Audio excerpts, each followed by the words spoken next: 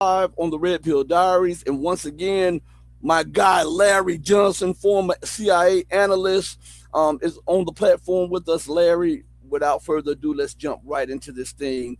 Yeah. As we were saying right before the show, you told me a few weeks ago, I asked you personally, you said it looks like we're going to war in a matter of weeks. Look like we're at war in a matter of weeks since you told me that. I think it was like 2 or 3 weeks ago when you told me, and we're at war. So, what is your take on it?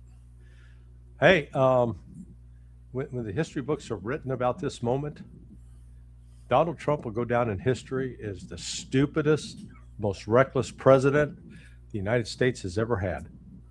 Uh, Despite his repeated promises that I'm not going to take you to war, I'm going to stop wars, he has violated that promise. And you're not as old as me, but you're old enough to remember the promises of George H.W. Bush. Read my lips, no new taxes.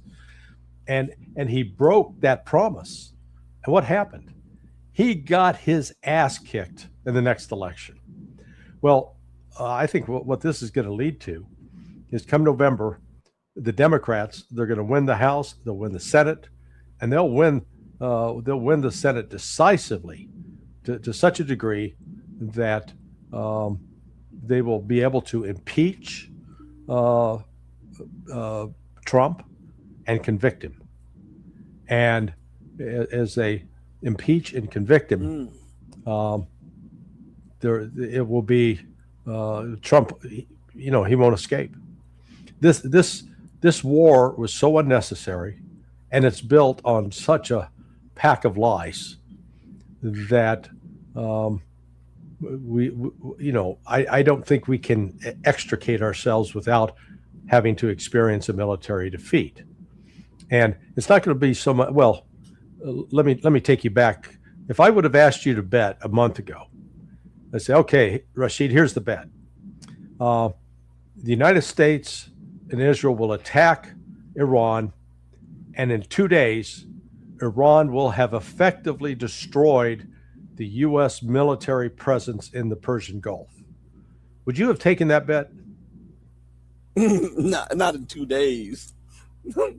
Yeah, yeah. That's the point. They did it. Wow. Iran has done it, uh, and in the process, they've taken out two critical radars that are in Qatar at Al Udeid Air Force Base, and um, the other one was at Bahrain at the Fifth Fleet headquarters.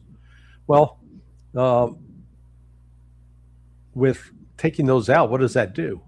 The radars in Bahrain and Qatar, they went so far north, they actually controlled drone activity that was being used against Russia up in the Caucasus, say Georgia, Armenia. Um, and they've been used previously to spot the launch of Iranian missiles, so they could tell Israel, "Hey, incoming! It launched at such and such time. It's going on. It's at this altitude, this longitude, this latitude, and um, be prepared." Well, they don't have that now, so Israel has been partially blinded in terms of being able to anticipate where the attacks are coming from. Now, we're not getting a lot of social media input out of Israel showing how widespread the damage is. And you know why that is? Mm. No. Because Larry Ellison took over TikTok. And so you got all these Zionists now that control key parts of the social media, and they're preventing that information from being posted. So that it looks like, oh, Israel's doing great. No, Israel's getting pummeled. I was just talking to Stanislav Karpivnik, the former U.S. Army major who's now living back in Russia. But Russia they're seeing some things in social media that the West isn't. And he said Tel Aviv, for example, they're getting the Gaza treatment. So Mm. yeah, which is, hey, warms the cockles of my heart. Couldn't happen to a more deserving group of people. But so you've got Iran is it's getting punished, it's getting hit. But what Iran has done so far is they basically forced the United States to evacuate all these bases that it had built up and used principally to be able to contain Iran. So Iran has defeated the United States in this first round with respect to that. Iran also, by closing the Strait of Hormuz, is now inflicting significant economic damage on Saudi Arabia, Qatar, and United Arab Emirates for their role in playing, the slave of the United States, just being doing whatever the United States wants them to do. It's also damaging Europe significantly because the flow of natural gas out of Qatar is going to significantly impair Europe in about 5 to 6 weeks. So we're starting to already see the economic ripples around the world. And so as long, if I was advising the general staff of Iran, I'd tell them, you hang on to the Strait of Hormuz, don't give it up. Don't let a single ship through that's not, if it's going to China, great, let it go. If it's going to a BRICS country, let it go. It's time for Operation America. If it's going to a BRICS country, let it go. But if it ain't BRICS, it's not going through. And in that way, you put pressure on the world where finally, because the United States is going to run out of air defense missiles, probably in 3 weeks, would be my guess. Israel will be out in less time than that. So once they're out, and then Iran can operate at will, hit whatever target it wants in Israel in particular. There's going to be enormous pressure pleading, oh, let's stop, please. Well, what do we need to do to get this stopped? And, if I was making up the list of demands for Iran, I'd start at the top. So number one, you lift all economic sanctions now, not after we stop firing. Now, before we stop firing, lift the economic sanctions. We got to see that you mean it so many times before. Number two, open the south border of Gaza so that the people of Palestine can get in and out to Egypt. They can get medical treatment, and they have uninterrupted flow of supplies. That means you tell Israel, get back in its cage.